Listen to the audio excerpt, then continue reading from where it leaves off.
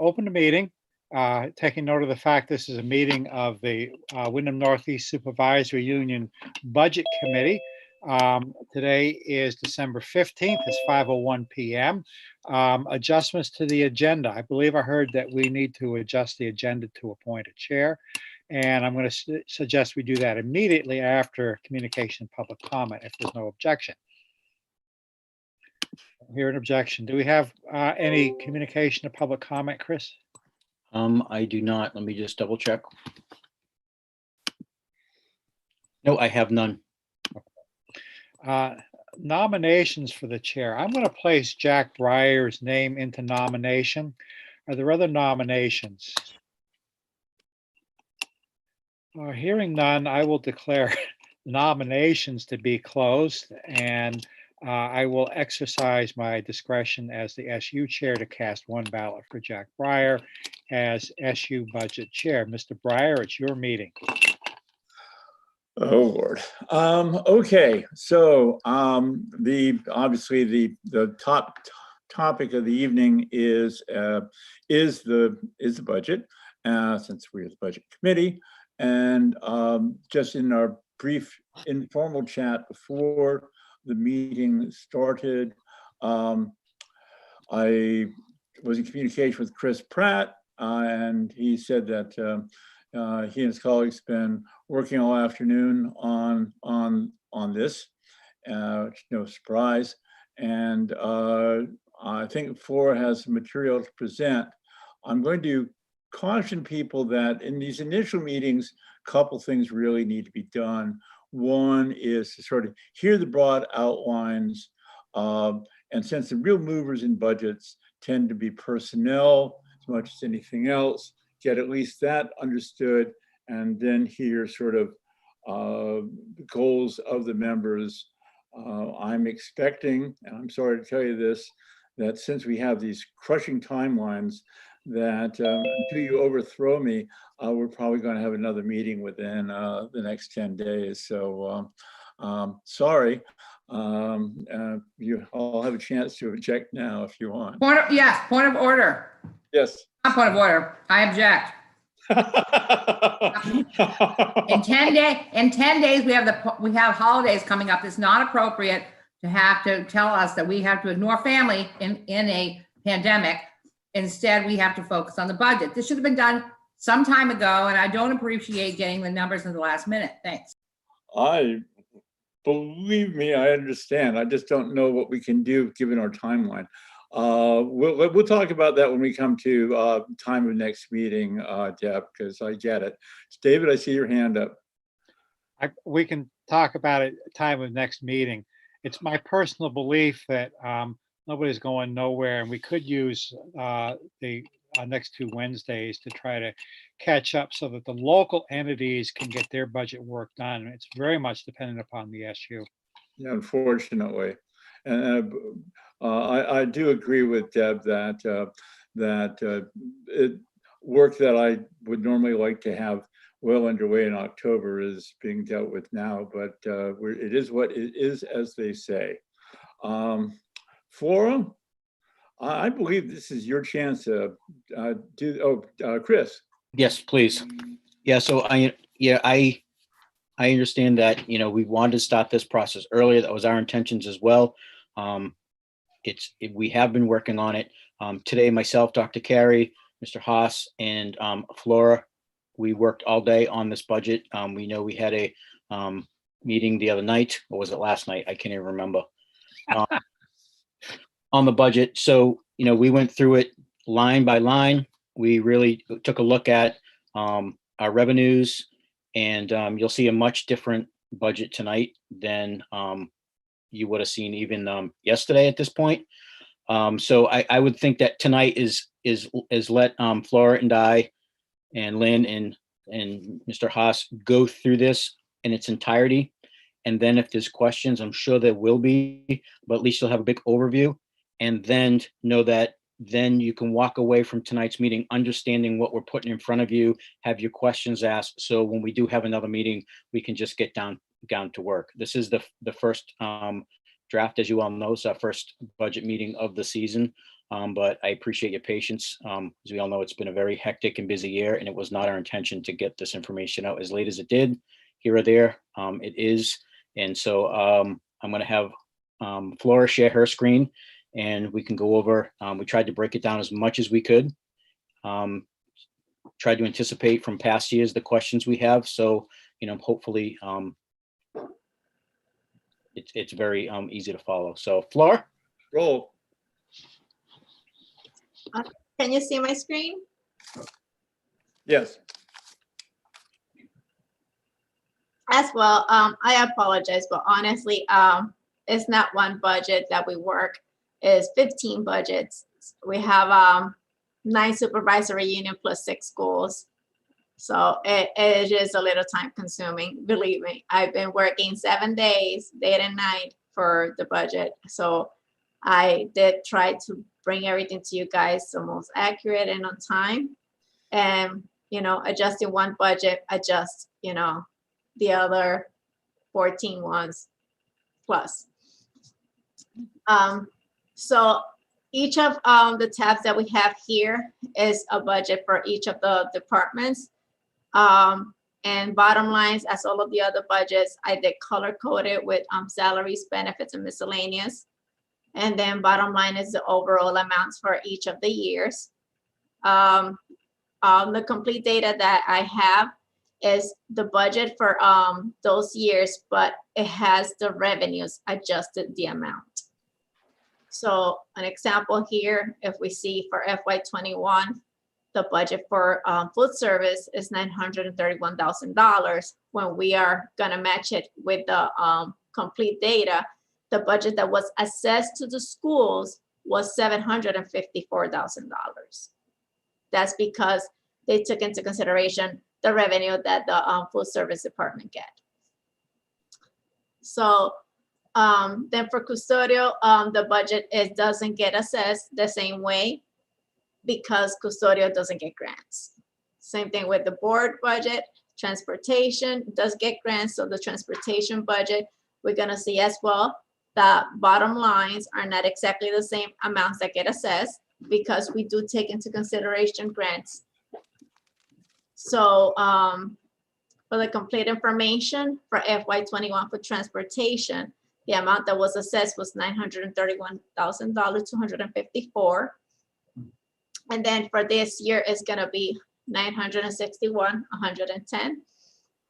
The increase is 3%. It's not really a substantial increase taken into consideration, as I have mentioned before in the other budgets, that benefits did go up 7%. Then we have special ed. This was the budget that was a little dragging for everybody. So today we sat down, we did analyze and compare previous years of the budget bottom line, as well as the amount that we were gonna assess. Regardless, from FY21 to now, Andy did adjust his budget and it went down. He made an adjustment in his miscellaneous. So in the complete information that we get for special ed, the portion that was assessed on FY21 was 3.5. And then for this year, the amount to be assessed is 3.4, which is a variance of $87,000 of an adjustment in his budget. So he adjusted his budget to 2%.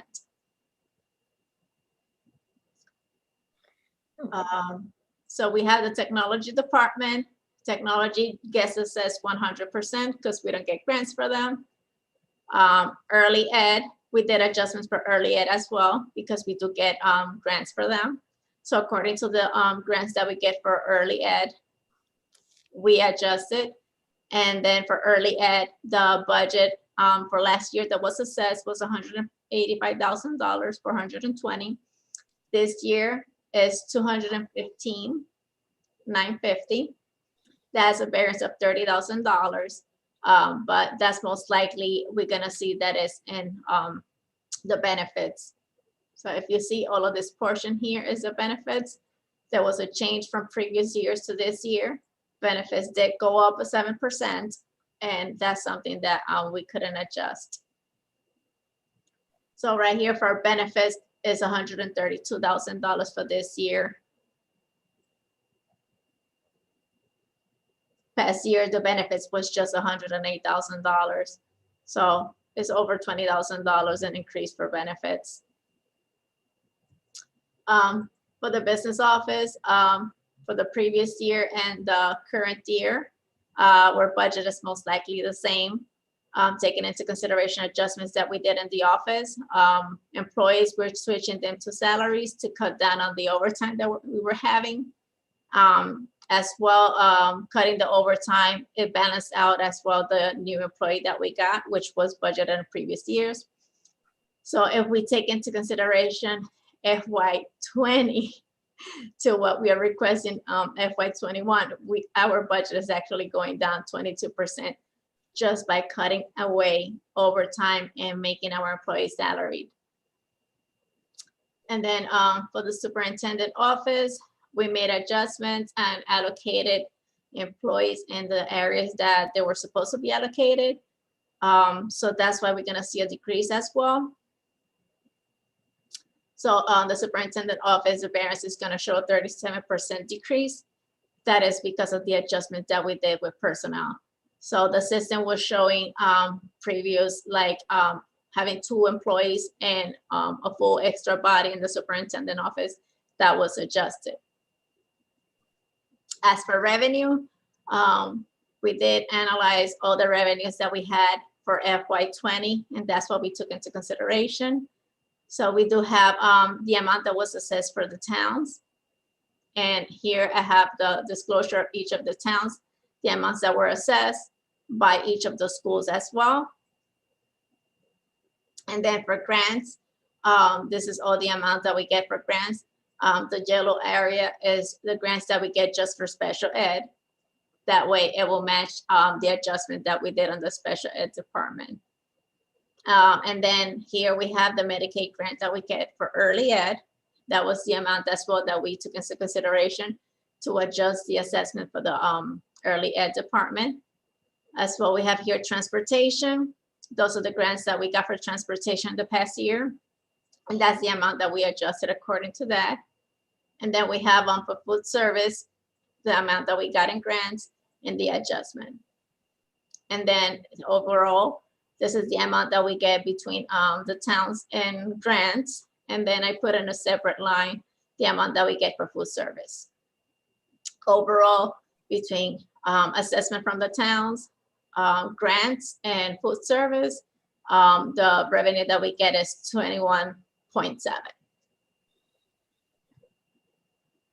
And then here is overall information, the budget for FY21 and our budget, current budget for FY22. Overall, we have a variance of $611,000 that we're cutting out of our budget, which is pretty good, taking into consideration that benefits did go up.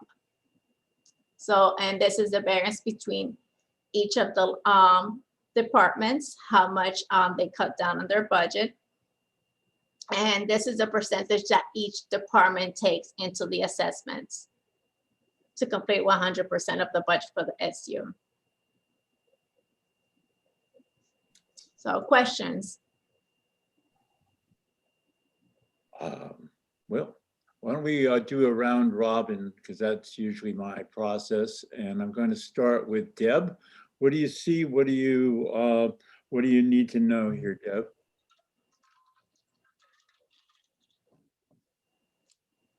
I wanted to know if anything was adjusted, considering the food budget or the high school budget based upon conversation yesterday at yesterday's meeting, or the numbers identical from what we saw yesterday. No. So here in this tab, I had assessments. So these were the amounts that were assessed last year for each of the schools, which it was 7.1. And then this was the amounts for each of the departments that got assessed to the schools. So for this year, since our budget did go down to 6.4, the amount that we're getting assessed to the school is totally different. So for the high school right now, we're gonna have a 1.8, which is definitely less than the last year that was 2.5. Rockingham did go up a little bit. And then the Union Elementary did went down a little bit. But yes, it is different than what we have assessed before. Is because this time we took into consideration all the revenues and adjusted according the revenue information that we got in the past year. This looks much more like an apples to apples comparison. Thank you. Moving on, David? Thanks, Jack. In the past, the Department of Ed has furnished a template for doing tax worksheets for. I realize we're maybe a little bit early in the process for that, but I am curious what tools you've gotten from AOE to help you with your budget. Well, I say tools, I'm also talking about data, what you've gotten from AOE to help you try to refine your budgets. So the data that I got from AOE was information like special ed, the grants that they were gonna get, as well as grants from transportation.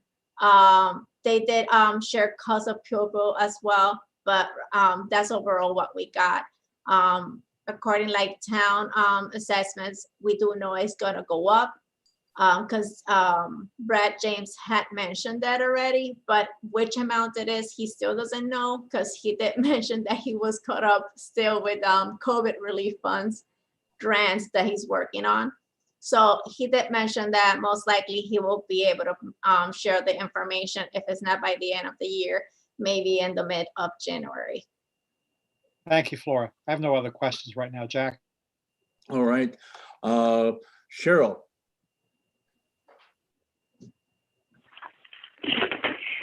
Thank you. I am digesting a lot here, including with the recent changes, but I'd like a little more explanation, Flora, about how you're treating projected revenues and the extent to which, you know, on the one hand, we develop a budget based on expenses that we anticipate, efficiencies that you've described that have been added this year, which are great. One example being staffing that we haven't filled, and that has assisted in some ways. But to what extent does this budget reflect the anticipated revenues? It's my understanding that you're cautious about that, and I want to know to what extent that's affecting the budgeting process overall. I'm sorry if I'm not being clear with my question. So revenue wise, that's why we just took most likely revenue from the previous year. We do always expect that we might get a higher revenue. Like we know that town taxes will go up because it has been mentioned already. AOE, we had a meeting and they did mention it as well. To which percentage is what they're not clear, but they did mention it will go up because the state needs to cover whatever they have invested in COVID funds. So I did try to be conservative and just adjust most likely and do it similar to the past year, but not to a 100% extent. Okay, that's helpful. Thank you very much. Yeah, Cheryl, and I can add to that. That's we spent most of our time today is trying to figure out, looking at what we got last year for revenues and what we can anticipate because we're well underway of, you know, applying for our grants and seeing what the state's going to give us and stuff. So like Flora said, it's not 100%, but we tried to leave room just in case the state claws back some money here and there, that we still have a budget that we can operate in. So it doesn't include all the revenues, but as much as that we can, that we feel that we're very comfortable with. Like we are sure that town assessment will always go up because right now it was mentioned already. So I don't know if you see still my screen. So I do have here this portion, which is funds that we got for COVID. So it's COVID relief funds that we have, but I did not take it into consideration at all in the budget. But I did add in the budget COVID expenses because we need to understand that at this point, we don't know anymore if we are going to keep getting any grants for COVID. But right. As well, we don't know if COVID is going to be out of the picture tomorrow. So taking that into consideration, we still have to budget for any updates that we might need to do to the facility or PPE equipment that we might need. So we did put funds on the side. Each school has a line that is only for COVID expenses. So Cheryl, what you see there in the purple, we didn't reduce the budget. You know, that's money we're going to have to work with, but we didn't out of the budget because we don't know, you know, we probably won't have that next year. So if we took that out of the budget, we'd be selling ourselves short. So that 1.2, it's there. We'll use that, but it just hasn't been deducted from the budget because we don't know if it's a one-time thing. But we do take Got it. into Thank you. consideration budget expenses for COVID in case we still need to prepare any of the schools or, make any more changes due to COVID, or maybe anything else that might come that is not COVID. All right. I'm going to, Cheryl, has your question been answered? Any follow-up or? That's good for now. Thank you very much, Jack. Lynn, I'm going to put you on the spot next because you're on my screen. No questions. Thank you. All right. Priscilla?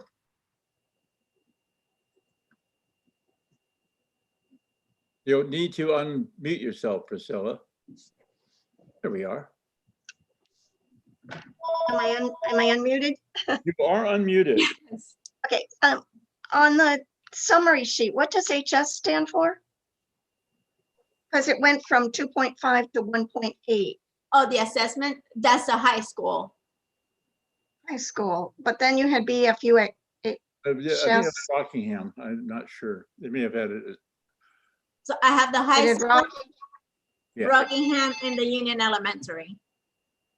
Oh, okay. Yeah. So the Union Elementary went from 1.51 to 1.49? Is that Yes. the one? Okay, I've got it marked wrong, that's why.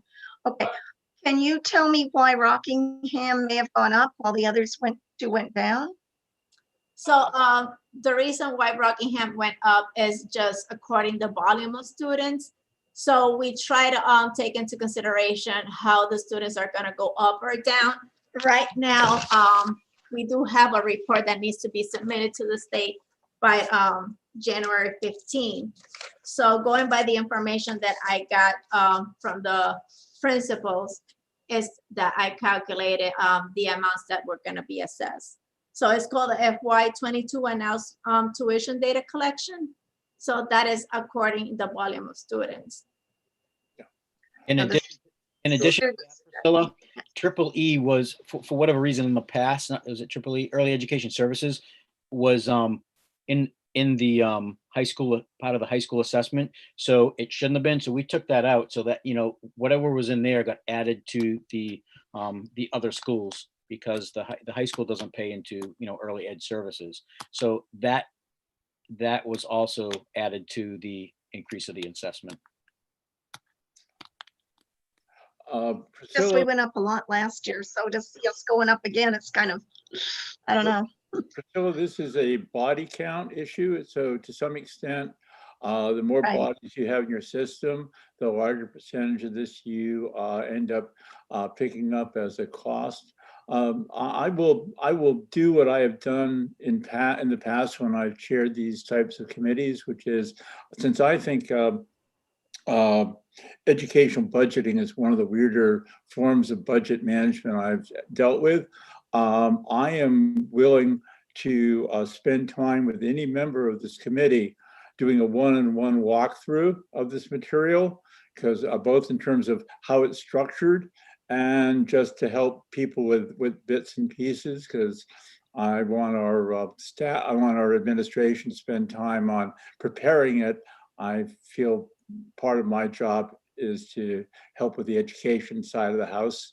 I wish somebody had done it back in the first couple of years when I was on this committee. And I'll do that with you, Priscilla, or anybody else that wants to spend some time. If that'll be helpful.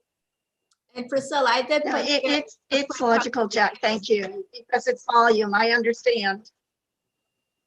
So Priscilla, I did put here a quick calculation. So from Rockingham from the past year to this year, I know you can only see the amount that were increased, but it's not such a big amount. It's just a $30,000 increase compared to the previous year. So It's just, it went up a lot last year, so I just was wondering why. So we'll look at it. We'll look at it in more detail. I haven't had a chance to look at it before the meeting, so thank you. like I said, it'll be helpful if I can too. George, you're up next on my screen. I've got nothing at the moment, Jack. Thanks. All right. And again, the offer extends to you too.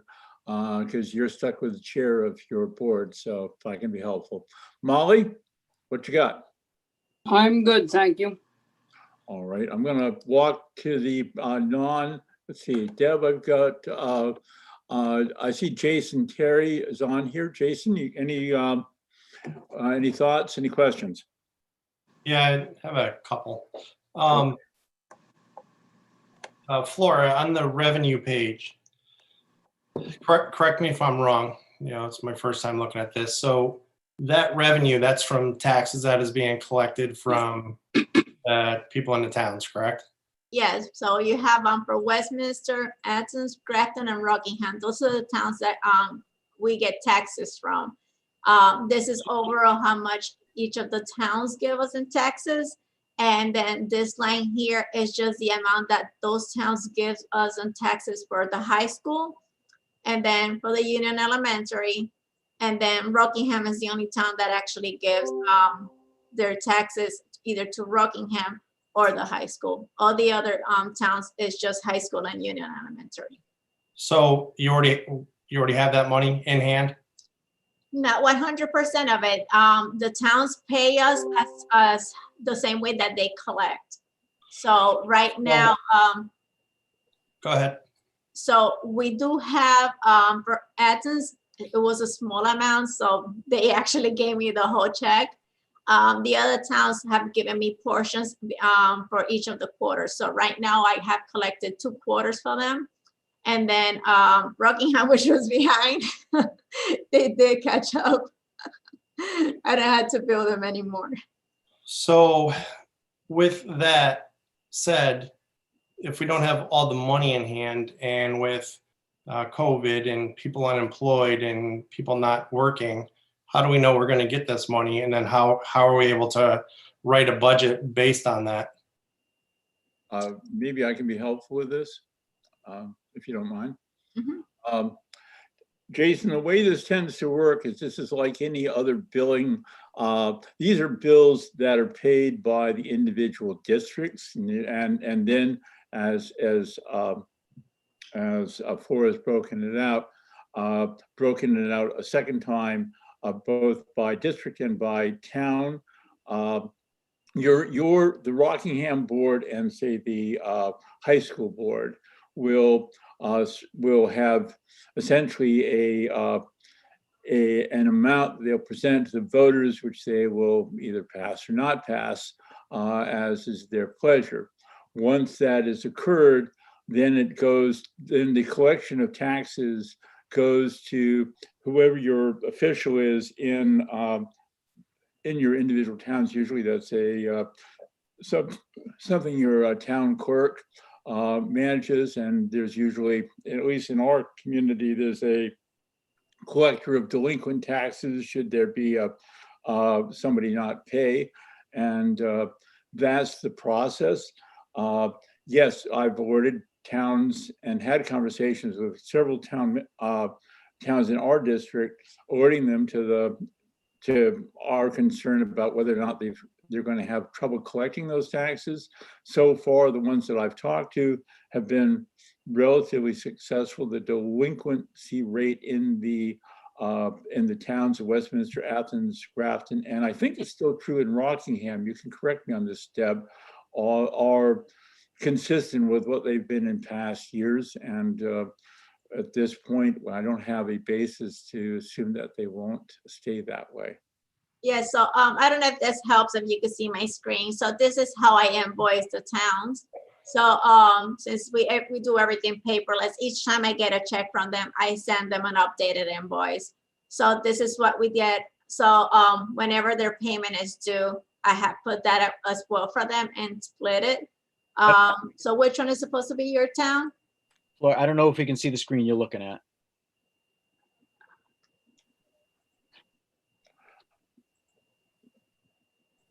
I want to make sure, yeah.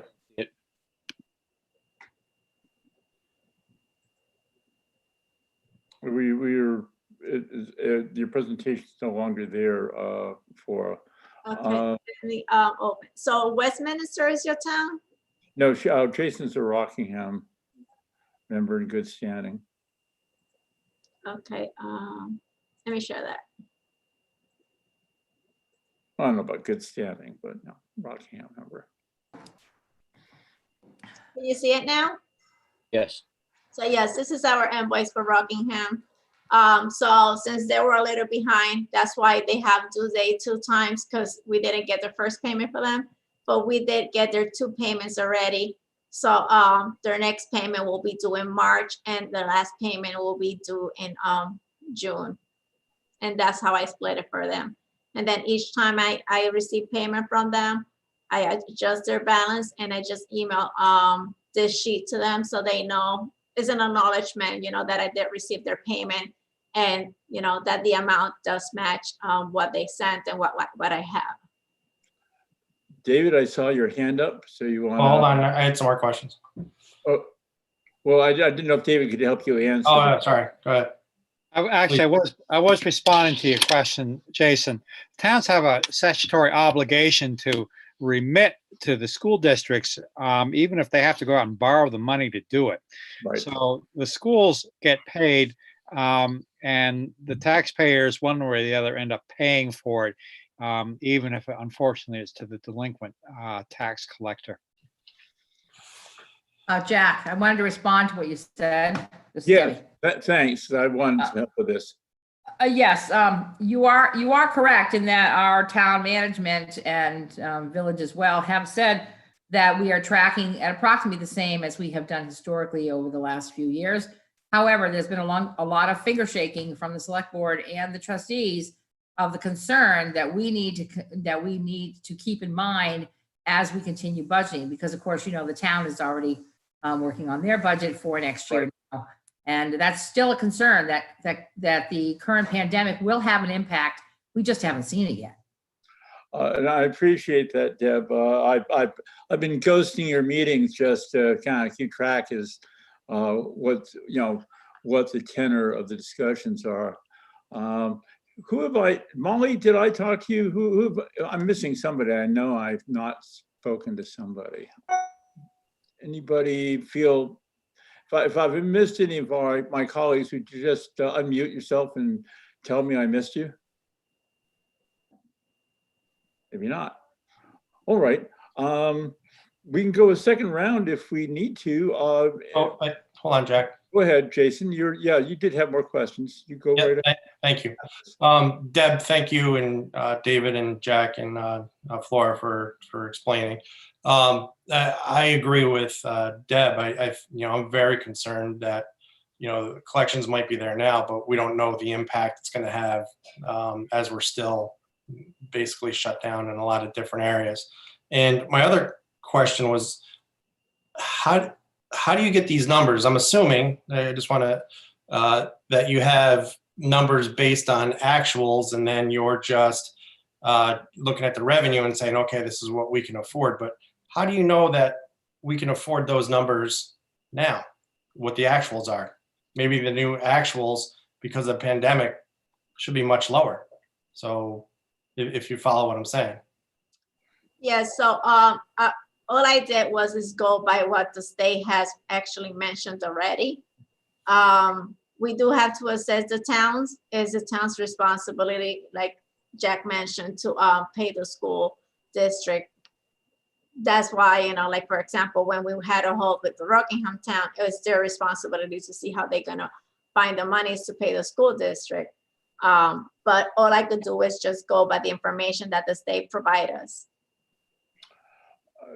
Jason, this may not make you feel better, I don't know, but on average, in the years I've been on this board, or been on boards here, anywhere, but we've seen increases on the order of between 5% and 7%, with a remarkable level of consistency for years. And it's hard not to notice that this is a budget that has significant reductions, as did last year's, in personnel, a significant reduction in sort of in Cherry Hill numbers. And I know that in the guidance we got from Deb, among others, including me, the other day was to see what we can do to level fund this. And what I'm seeing is not only level fund, but a fairly substantive reduction in the gross numbers, the expense numbers. And I would, again, I'm, like I've said to a couple times tonight, I'm willing to spend some time one-on-one with you or anyone else to sort of walk through how this thing works. Because I think for new members, there can be a lot of questions as to just how we get from point A to point Z. David, I see your hand up. Thank you, Jack. It's actually a question for Jason. Jason, are you actually raising what we might call the affordability question here? What taxpayers can afford? Yeah, and Jack, I will actually take you up on your offer to learn more about this. This is my, I've been doing numbers for the last 30 years, and I think I'm fairly good at it.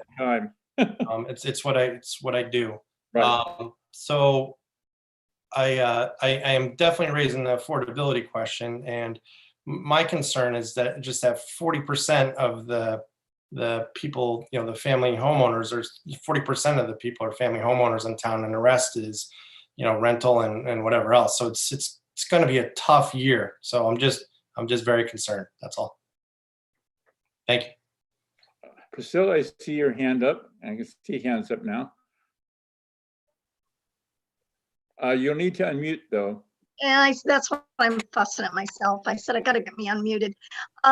Yes, and I understand that it's based on numbers of students and that, but it is very difficult as a Rockingham board member to go back and tell my people that yes, it's based on board members, and all the other towns are being able to go down, but we're going up.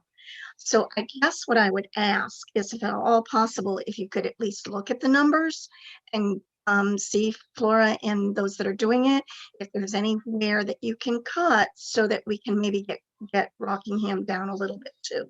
I realize that probably has to be a cut in all areas or somewhere, but I would encourage you to see if you could possibly do that for us. So going by what we have right now in the budget, the areas that we could always cut is in the miscellaneous. For example, for food service, I know food service gets a lot of different grants and help. So there's always a possibility that food service get extra grants, and instead of, having $279,000 in food purchases, it could be lower than that. And then, yes, it could be the adjustment of that $30,000 that you're looking for. So we could just balance out, the same amount that was assessed last year, get assessed this year. I'm going to post a suggestion. It's very hard in these kind of, especially in institutions, to change budgets by more than 3% without having to look at restructuring, because municipal budgets are, there's hard obligations. The largest piece is special ed. We can yell at Andy, and I'm always eager to do that when I'm not yelling at him to increase services to an individual special ed parent. But the monies we're spending here are what? Their transportation, their special ed, their food service. That's that's the vast bulk of this. So the question then becomes, what can you do to either reduce expenses in those or increase revenue? Hard to increase revenue on buses, though you can reduce expenses on buses if we ever got around to sheltering the buses so they didn't rot out from the bottom. And that's something we ought to have a conversation about, because if you want to save money on transportation, keep the buses from falling apart due to being parked on a muddy field in the back of the high school. You want to save money in food service, that might be a case where you start to let the entrepreneurial instincts of our food service team actually free them up. And I want to pitch, though I'm not going to there aren't numbers attached to this. Restructuring that into a 501c3 might let Harley and his team do what they really are very talented and capable of doing, which is generating some more revenue for themselves. And we need to be thinking about how to do that. Again, just saying that the numbers are too high doesn't solve the problem. The solution is finding a way to change those numbers. And I'm going to suggest that even if we don't do it in this budget cycle, please, for the love of God, let's get it done for the following budget cycle, where we've got the buses either sheltered or set up so that we can extend the life of them, or set up a fund that can be held so that we're not constantly crushed every couple of years and buying a whole bunch of buses instead of just one a year. And let's see if we can give Harley his lead to go do what I think he'd do really well. Harley, I'm sticking you here, and I'm seeing you sit there. You want to talk to this a little bit? Hi, Jack. Sure. I apologize. I don't have my laptop, So I don't have video. Surprised on you. I'm sorry to do this. This is very unfair of me, but I just want to point out that you've talked about this, and I kind of like to let you be able to do it.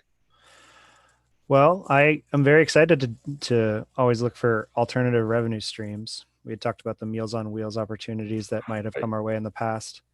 We're doing great this year.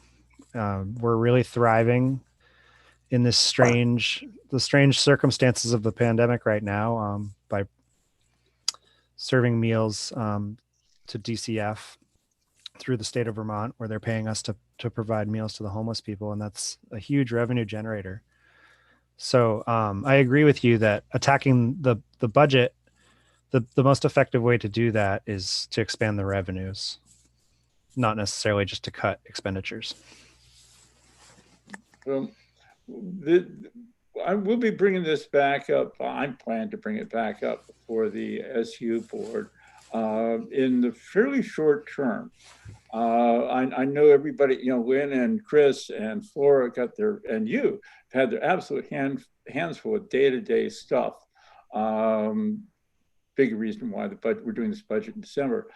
But this is, if we want to fix the problem, we need to fix it.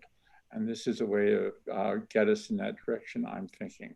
So anyway, yeah, Cheryl, you got your hand up, so ask a question there. Thank you. This is just a follow-up to this.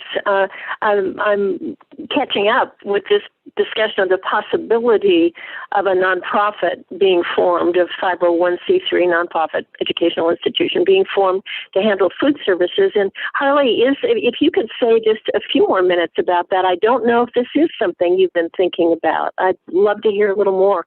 I mean, certainly, for those who don't know, I mean, I've spent most of my career working in the nonprofit arena, founding them and running them. So I'd love to hear what you're thinking, if this is something that's on your mind. On my bag of tricks, advising startups is creating advocacy nonprofits, if for no other reason than market development. It's on my short list of things I always go to when we've got issues. Here, when we've got what we can do is you can set up a 501c3 and have this board serve concurrently as the board of directors for that 501c3, and that way there's continuity, and the state of Vermont allows you to do it, and so do most other states.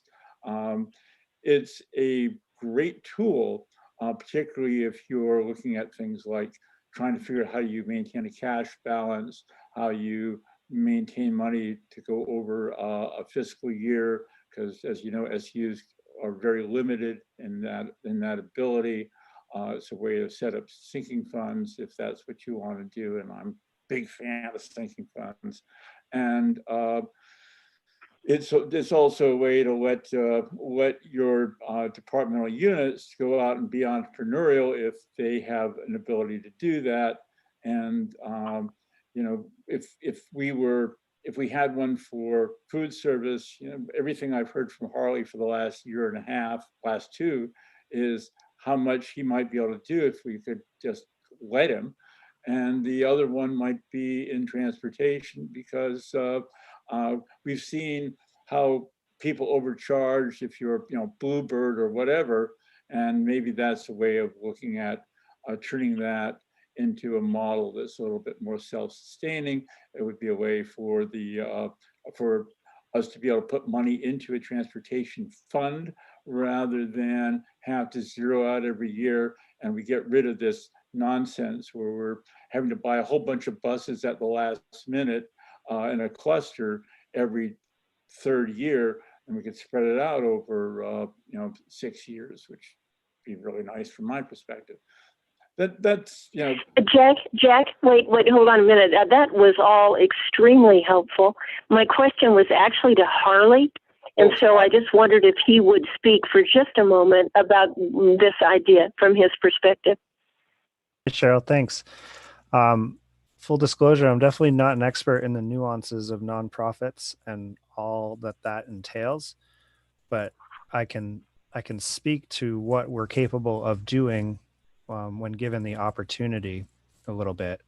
I've always said that there are limits to how much we could put out because of the participation rates.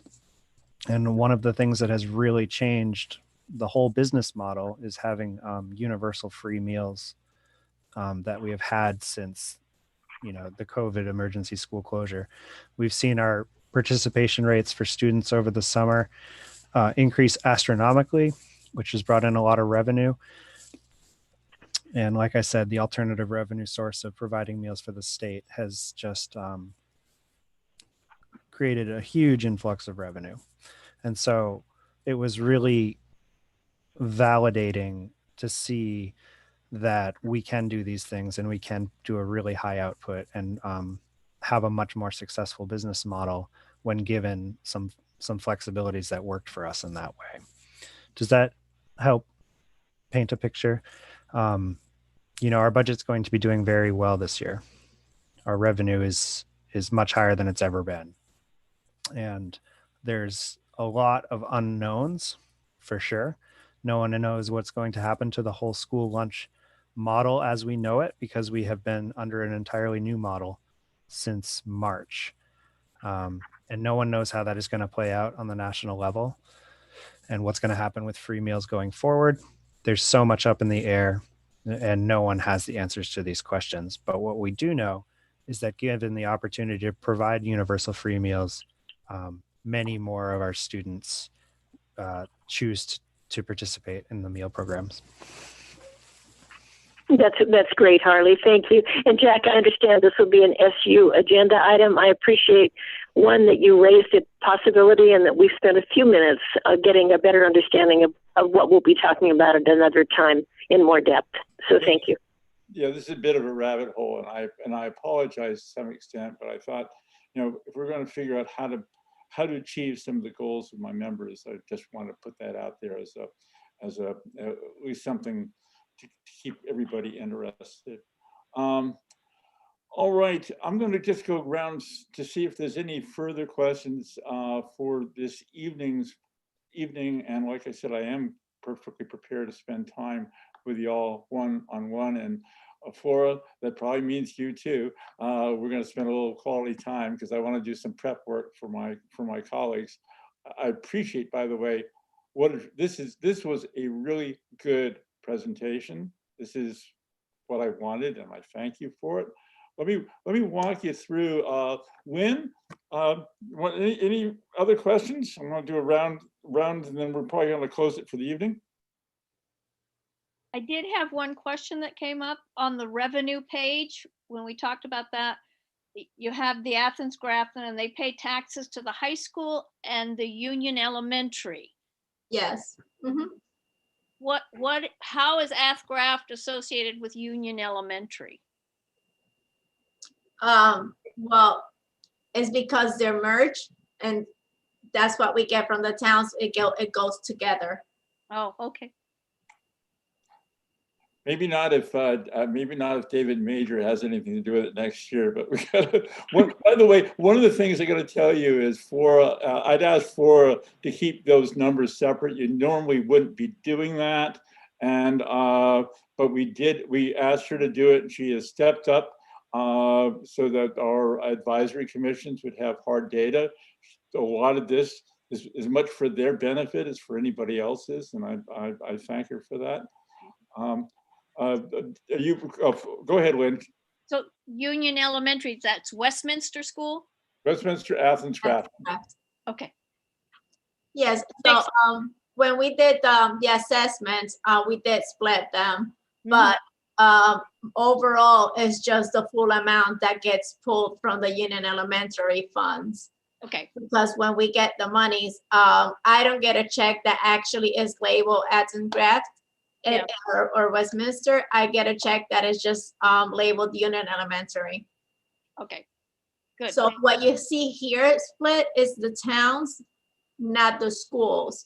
Yeah. That's why when you see here on the side, it is the high school, the Union Elementary, and Rockingham. Okay.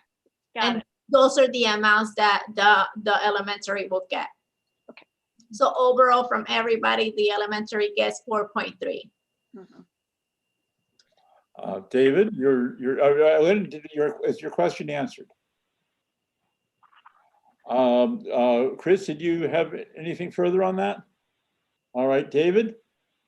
No, thank you, Jack. I'm fine. It was a good discussion. All right. Priscilla?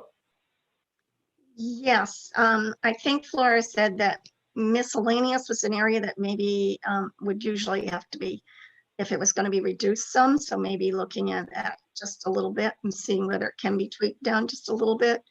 I just want to make my constituents feel a little bit more comfortable with this if possible. It's always been a big item issue that the supervisory union budget is only voted on by the members of the board and not by the taxpayers themselves. So they feel somewhat like we are not taking as good a care of them as we should sometimes. So just if we can do anything, I'd really like to.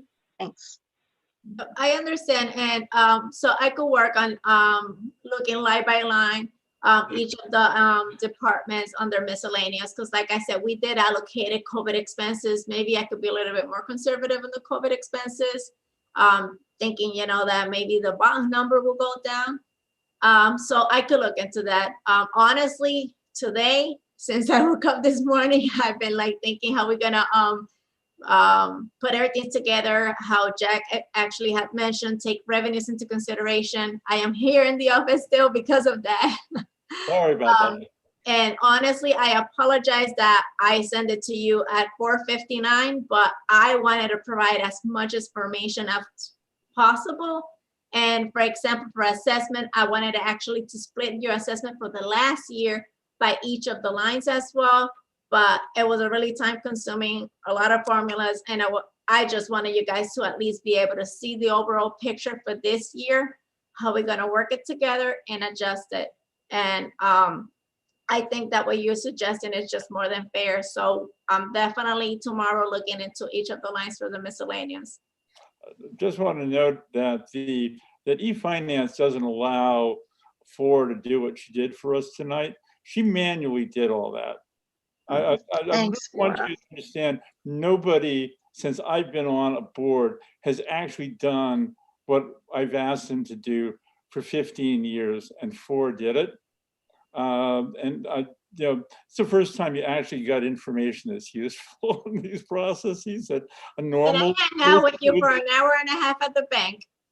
Yeah. George, what do you got? Anything? No, not really. Just a great presentation, and Jack, I likely will take you up on your offer as well. So happy to do it. It's just we need to get you all, so that you can do this, and I don't have to in a future year. Molly, what do we got? I'm okay. I think the presentation was good tonight. I feel a lot better than I did last night. I was taught by the Jim McCulloughs of how to read a budget, but the budgets that we used to see were absolutely insane, very hard to follow, 400 or 500 line items. I was nervous when I was told I wasn't going to see that because it was what I was taught to understand. And, after seeing what I saw tonight, I wish I never knew the other way. Jack, I'm always up for some education. If you got some time and you want to go through them, especially the high school, I'd love to do it. All right, consider that a pledge. Jason. So I'm sorry, going Oh, by good. Molly mentioned the high school. So I need to fix the high school assessments going by the SU. So if you look at the high school numbers, when it goes to the assessment, they're not going to be correct. Today, all we did was trying to work out on the SU because the SU is the one that impacts all the other schools. So that needs to be corrected before we keep looking at the high school and stressing over it. All right. Jason. Sorry, Jason. I just would like to acknowledge Harley one more time.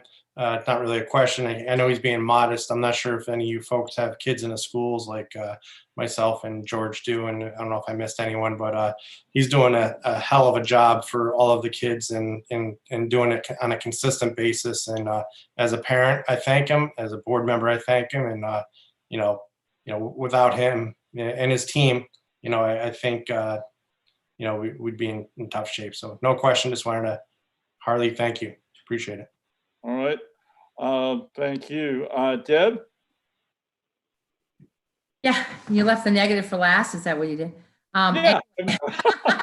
Well, I already had set my position, and I believe that that's what boards are supposed to do, is give direction to administration on how we are going forward with our budget. I believe that we should be very conspicuous about the contingencies because of non-pass raises.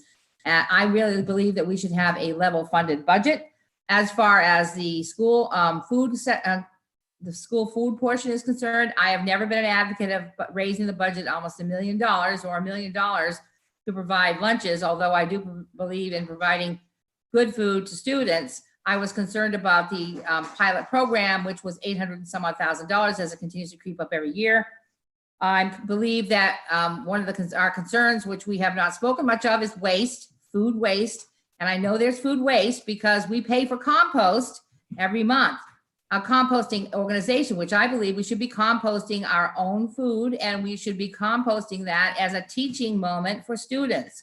We don't do that. We don't grow our own vegetables. We don't do anything that would actually give class moments to students. We do everything else outsourced, despite the food being local sourced.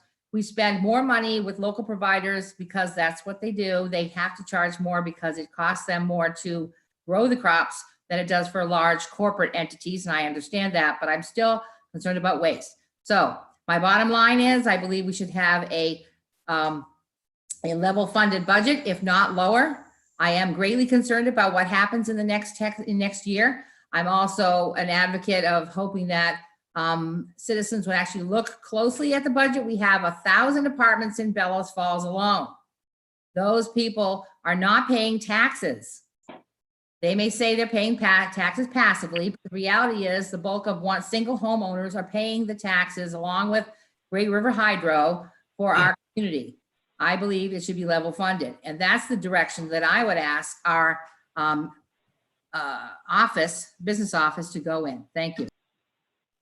Thank you, Deb. I see a Tara Darrell, and I don't know who that is, and I'm wondering, Tara, if you just introduce yourself. Tara's our note taker. Oh, okay, that's fine. It's not a name I've seen before. So, hi, Tara. All right, very good. Carolyn, you have your hand up. Anything else? I just wanted to share that we have written grants, Harley and the team at the elementary schools, and every elementary school has a garden and has received grants from the Agency of Agriculture, which has bought stoves and ovens and educational carts and food. And we have a farm to school education piece, and we do grow our own vegetables, especially Westminster. They have a very huge operation, but Grafton does as well. And we're branching out this year with Central and Saxon's River. That's in the works as we speak. So we are growing our own vegetables, and we're teaching with them, and we're using them in the kitchen. Thank you, Colleen. I know that the prospective building for the headquarters of the SU has effectively a blueberry farm in the backyard, and the high school has a square mile of land that I have about a third of which could be turned into productive food growing if we ever got around to doing it. So I think it's a legitimate question, Deb, and something that maybe we need to get more aggressive about in the coming year. I thank everybody. If there's any further questions, shoot them now. Deb, Carol? Yeah, thank you, Jack. I do have one. One quick comment to Deb. The composting has been a challenge given the volume. Certainly we've talked about it a good bit in Westminster and don't have that solved yet. But the food growing, as Lynn just said, is improving and gets to be a more and more integral part of the curriculum. My question, Jack. Cheryl, you just went mute on us. I don't know why. Cheryl, you're still mute. Can you fix that? Back. Can you hear me? Yep. Okay, thank you. My question is, with your generous offer to do all of these one-on-ones, I wonder if you might start with just planning an informational meeting, you and Flora, where all of us who are available and are interested might sign up for the first kind of let's walk through it, and then you might, after that, do additional one-on-ones. But I just think there are enough of us that would like a more detailed walkthrough of the budget that we might start with a group meeting only focused on the details of understanding the budgets. That's the process rather than the content. Correct. Let me check with the Flora, because I know it's only 6 o'clock and she's got another 6 hours left before the day ends. But I'll have that conversation with her and see if we can figure something out, because I'm realizing that I get a lot of phone calls otherwise. So point taken, and I thank you for making it. Oops, I got to deal with this. Hold on, sorry. My daughter and granddaughter want to talk to me. So if there's anything else, and I'm gathering maybe not, I entertain a motion to adjourn. Oh, David? So moved, Jack. All in favor, say aye, and you can go off and have a nice evening. Aye. All right. Well, thank you all. This was quite pleasant for a budget meeting.